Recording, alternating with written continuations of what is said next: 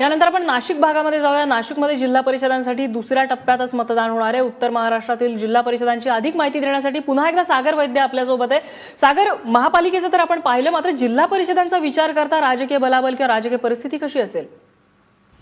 उत्तर महाराष्ट्रातल्या जिल्हा परिषदेच्या होऊ घातलेल्या निवडणुकांचा जर विचार केला तर नगर आणि नाशिक जिल्ह्यामध्ये काँग्रेस आणि राष्ट्रवादीची प्रतिष्ठा पणाला लागणार आहे, तर तिकडे जळगाव जिल्ह्यामध्ये भाजपची प्रतिष्ठा पणाला लागणार आहे।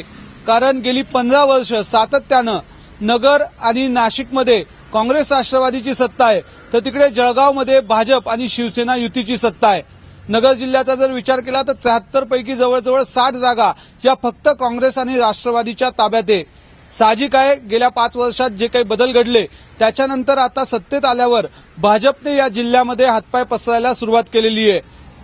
यावेळेसच्या जिल्हा परिषदेच्या निवडणुकीमध्ये कुठल्याही परिस्थितीमध्ये अधिकाधिक जागा मिळवायच्या आणि आपली सत्ता प्रस्थापित करायची, हा जो अजेंडा संपूर्ण राज्यात भाजपनं राबवलाय तो उत्तर महाराष्ट्रात सुद्धा भाजप राबवताना पाहायला मिळतंय। नगर जिल्ह्यामध्ये आतापर्यंत 73 पैकी ज्या 60 जागा काँग्रेस राष्ट्रवादीच्या आहे त्याच्यामध्ये अडीच वर्ष आलटून पालटून काँग्रेस आणि राष्ट्रवादीने सत्ता उपभोगलेली आहे।